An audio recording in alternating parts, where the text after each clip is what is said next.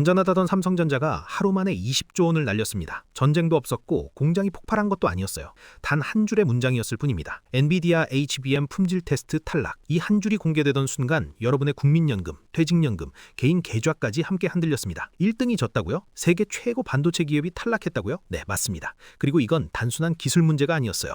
AI 패권 전쟁에서 밀려났다는 공개 선고였습니다. 오늘 영상 끝까지 보시면 딱 3가지가 정리됩니다. 첫째, 삼성은 왜 탈락했는가? 둘째, SK 하이닉스는 어떻게 문 앞에 먼저 서 있었는가? 셋째, 이 HBM 전쟁이 앞으로 여러분 계좌를 어떻게 흔들 것인가? 지금부터 HBM 전쟁의 본 게임을 시작합니다. 여러분의 연금이 조용히 타들어가던 날이 있었어요. 그날은 평범한 화요일이었죠.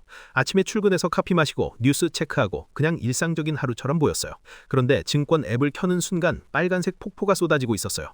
삼성전자 마이너스 5%, 시가총액 20조 원 증발. 왜일까요? 전쟁이 터진 것도 아니고 공장이 폭발한 것도 아니에요. 딱 한 줄의 뉴스였어요. 삼성전자, 엔비디아 HBM 품질 테스트 탈락. 이게 뭐가 대수냐고요? 엄청난 대수예요.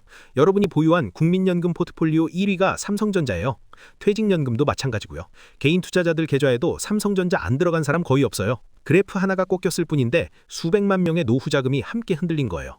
여기서 질문 하나 드릴게요. 이건 단순한 기술 문제였을까요? 아니면 AI 시대 패권 전쟁에서 탈락했다는 공개 선고였을까요? 그리고 더 중요한 질문, 왜 이 싸움이 여러분의 노후와 직결될까요? HBM이 뭐길래 삼성전자 같은 거대 기업이 하루 만에 20조를 날리고 여러분 계좌까지 흔들리는 걸까요? 답은 간단해요. HBM은 AI 시대의 혈관이니까요. HBM이 뭔지 쉽게 설명해 드릴게요. 컴퓨터에는 CPU, 두뇌와 메모리, 작업 공간이 있어요. 문제는 이 둘 사이의 거리예요. 두뇌가 아무리 빨라도 작업 공간에서 데이터를 느리게 가져오면 소용없어요.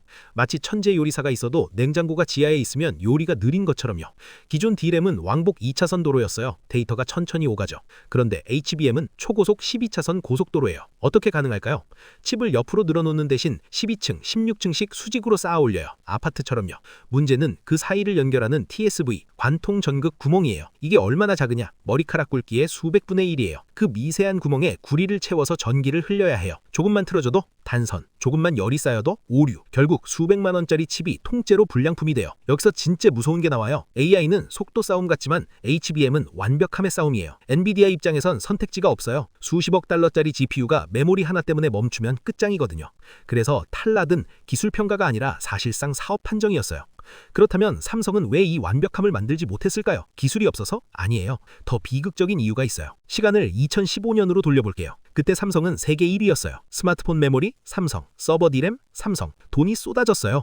당시 삼성 임원진 회의실 풍경을 상상해보세요. HBM? 시장이 너무 작은데요. 만들기는 지옥처럼 어렵고요. 수익성도 불투명합니다. 나중에 해도 되지 않을까요? 이게 당시 분위기였어요. 실제로 틀린 말도 아니었어요. 2015년 기준으로 HBM 시장은 정말 작았거든요.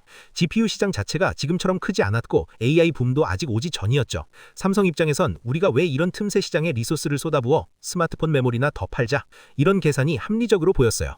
그래서 이런 판단이 나왔어요. 나중에 해도 된다. 1등의 여유였죠. 1등은 급할 게 없으니까요. 지금 돈 되는 걸 계속하면 되니까요. 하지만 이게 바로 함정이었어요. 1등은 현재를 지키는 데 집중하고 2등은 미래를 빼앗는 데 집중해요. 삼성이 나중에 라고 말하는 동안 SK 하이닉스는 뭘 했을까요? 바로 그때 2등이 올인하기 시작했어요. 반면 SK 하이닉스는 2등이었어요. 삼성이라는 거대한 벽 앞에 서 있었죠. 아무리 열심히 해도 범용 메모리 시장에서는 삼성을 못 이겼어요. 그래서 생각했어요. 이 벽을 넘으려면 다른 카드가 필요하다. 그 카드가 바로 HBM이었어요. 시장은 작았지만 SK 하이닉스는 여기에 올인했어요. 왜? 삼성이 안 하니까. 경쟁자가 없는 시장. 그게 바로 기회였어요. SK 하이닉스는 GPU 회사들과 붙어서 피드백을 받았어요. 엔비디아, AMD와 긴밀하게 협력하면서 고객이 원하는 게 뭔지 배웠어요. 표중을 같이 만들고 고객과 함께 제품을 키웠어요. 삼성은 혼자서 만들어서 이거 사세요 였어요. SK 하이닉스는 뭘 원하세요? 같이 만들어 볼까요? 였어요. 10년이 지났어요. AI 시대의 문이 활짝 열렸어요. 챗GPT가 나왔고 AI 붐이 터졌고 엔비디아 GPU 수요가 폭발했어요. 그 순간 누가 문 앞에 먼저 서 있었을까요? SK 하이닉스였어요. 시장 점유율 90% 이상, 엔비디아의 거의 단독 공급사. 결국 시장 점유율보다 더 중요한 건 신뢰였어요. 신뢰는 쌓는데 10년 걸리지만 무너지는 데는 하루면 충분해요. 그리고 그 하루가 2023년에 왔어요. 2023년 삼성은 자신있게 HBM 샘플을 엔비디아에 보내요. 우리도 만들 수 있어. 이제 우리한테도 물량 줘. 돌아온 답은 차가웠어요. 열 제어 불안정, 데이터 오류, 테스트 탈락. 엔비디아의 품질 기준을 통과하지 못한 거예요. 그 순간 시장도 판정을 내렸어요. 주가는 흔들리고 이제 하이닉스 시대라는 말이 퍼졌어요. SNS에 조롱이 넘쳤어요. 세계 1등 반도체 회사가 테스트 탈락? 삼성 끝냈네. 내부는 전시 상황이 됐어요.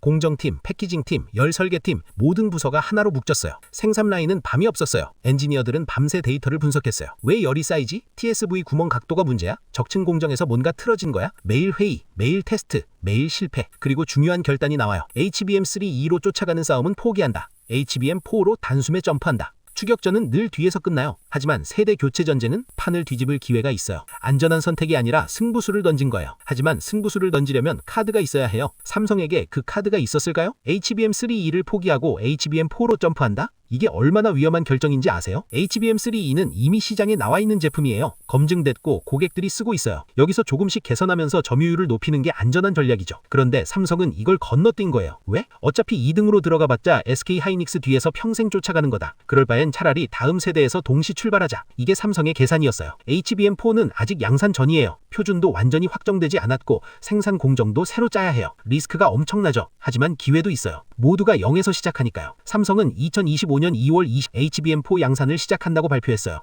하이닉스보다 늦지 않게 거의 동시에 시장에 내놓겠다는 거예요. 설 연휴 직후 바로 라인을 가동해요. 이건 단순한 생산 계획이 아니에요. 우리도 준비됐다는 시장에 대한 선언이에요. 엔비디아에게 보내는 메시지죠. 이번엔 다르다. 이번엔 통과시켜달라. 하지만 말로는 안 돼요. 실제로 뭔가 달라져야 해요. 삼성에게 숨은 무기가 있었을까요? 여기서 삼성의 진짜 강점이 등장해요. 바로 통합이에요. 삼성은 메모리만 하는 회사가 아니에요. 파운드리도 있고 패키징도 있고 로직칩 설계도 해요. 모든 걸 한 지붕 아래서 할 수 있어요. 이게 왜 중요할까요? HBM4는 단순히 메모리 칩을 쌓는 게 아니에요. 더 빠른 인터페이스, 더 정밀한 패키징, 열 확산 설계까지 동시에 움직여야 해요. 공정이 바뀌면 패키징이 따라가야 하고 패키징이 바뀌면 열 설계가 같이 움직여야 해요. 문제가 생기면 다른 회사는 외부 협력사 불러서 회의하고 조율하고 시간 걸려요. 삼성은 같은 건물 안에서 바로 해결해요. 피드백 루프가 짧아요. 그리고 여기서 승부의 핵심이 나와요. 전력 효율이에요. 데이터 센터에서 전기료는 이익을 갉아먹는 괴물이에요. GPU 한 대가 하루에 수십만 원씩 전기를 먹어요. 성능을 올리면서 전력 소모를 낮추면 빅테크 기업들은 즉시 반응해요. 이거 좋네. 대량으로 주문할게. 속도만이 아니라 운영비를 줄여주는 HBM. 그게 진짜 경쟁력이에요. 삼성은 공정 기술로 전력 효율을 높일 수 있어요. 이게 SK하이닉스와의 차별점이 될 수 있어요. 그렇다면 이제 질문은 이거예요. 삼성이 1등으로 복귀하느냐? 아니에요. 여러분의 돈이 이 흐름을 어떻게 타느냐예요. 여러분, HBM 뉴스 한 줄이 여러분 연금 수익률과 계좌 변동성의 원인이 돼요.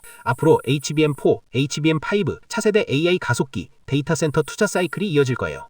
메모리 업황은 이제 단순 경기 순환이 아니에요. AI 수요와 직결된 구조로 재편되고 있어요. 뉴스 한 줄에 패닉세라면 항상 늦어요. 중요한 건 속도가 아니라 해석 능력이에요. 삼성 탈락 뉴스가 나왔을 때 팔았으면 손실이었어요. HBM4 점프 뉴스를 이해했으면 기회였어요. 오늘 이야기 정리할게요. 첫째, HBM 탈락은 단순한 기술 문제가 아니라 신뢰 문제였어요. 둘째, 2015년의 선택이 2023년 AI 시대의 승자를 갈랐어요. 셋째, 이번 세대 교체 전쟁은 다시 판을 뒤집을 마지막 기회일 수 있어요. 여러분은 어떻게 보세요? 삼성의 점프 전략 통할까요? 아니면 이미 게임은 끝났다고 보세요? 댓글로 생각을 남겨주세요. 토론이 투자 실력을 키워요. 1등이 진다는 건 충격이에요. 하지만 1등이 다시 일어서는 건 기회예요. 삼성의 HBM 전쟁은 아직 끝나지 않았어요. HBM4 量산이 시작되고 엔비디아 테스트 결과가 나오고 그때 진짜 승부가 갈릴 거예요. 여러분의 계좌는 그 순간을 어떻게 준비하고 계세요? 경제 백신, 여러분의 투자 면역력을 키워드리겠습니다. 오늘 영상이 도움이 되셨다면 구독 버튼을 눌러주세요. 좋아요로 응원해주세요. 알림 설정까지 꼭 부탁드립니다.